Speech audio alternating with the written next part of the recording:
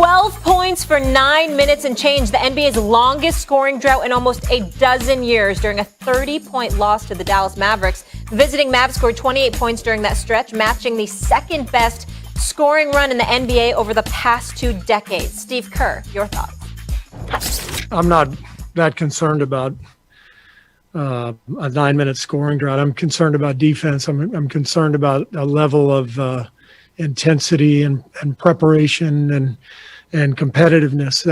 That's what was missing. And I'm the head coach, so I did not have them ready to play. Clearly, biggest game of the year, and it was over before it started. So really, really disappointing.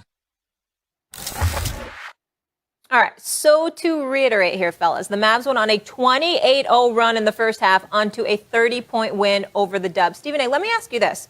When Klay returns, are you convinced this team, as presently constructed, can be contenders? Yes. Matter of fact, without even looking at next season, looking at the power in the West or whatever, I'm willing to tell you right now, if Klay Thompson and Steph Curry are healthy together next year, it's easily a second-round semifinals appearance, and I think I'd give it better than a 50% possibility they'll be in the conference finals. That's how lethal I think they are. I think they're the greatest shooting backcourt in the history of basketball. You know what? I remember one time, Max, I marveled at Damian Lillard shooting better than 40% from three-point range last year. Well, you know something? Steph Curry has never shot less than 40% from three-point range in his career, with the exception of last season when he only played 5 games. 5 games because the bubble halted the play. He was injured, and then after that he came back and then only played 5 games. His backcourt made Klay Thompson all 8 years of his career in the NBA. He has never shot worse than 40% from three-point range. They're the greatest shooting backcourt in the history of basketball. And so for me, when I look at that and what they bring to the table, I certainly believe that, because I believe in today's day and age where the game is tailored around perimeter play, particularly shooters, I think that they are the creme de la creme. That's how I feel about them. Having said all of that, let me be also clear about this. Last night was a disgraceful performance, and Steve Kerr was absolutely right to point that out. 9 minutes and 38 seconds they went without scoring. The longest drought in about a decade. Got outscored 28-0 in that span, where they missed 18 straight shots, 9 of them three-pointers. Okay, those are historically bad numbers. And the other day I brought up about Andrew Wiggins on the jump when I said I'd give him away for a box of cookies.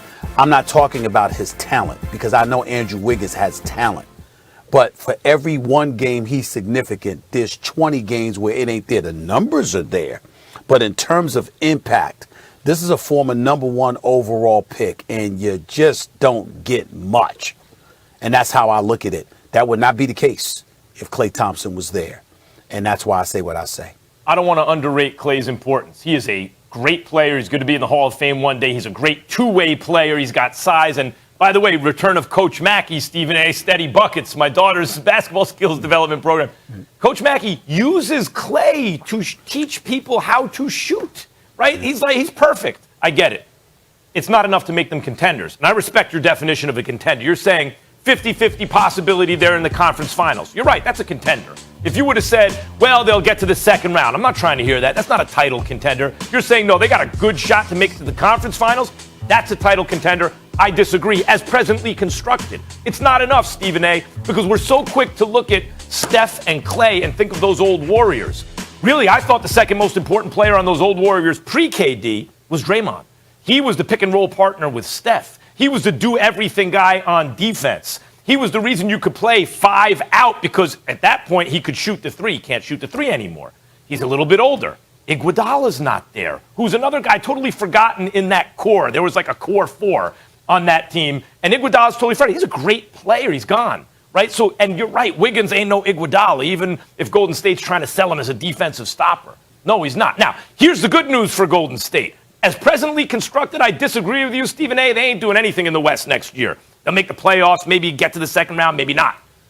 However, who says they're going to be as presently constructed?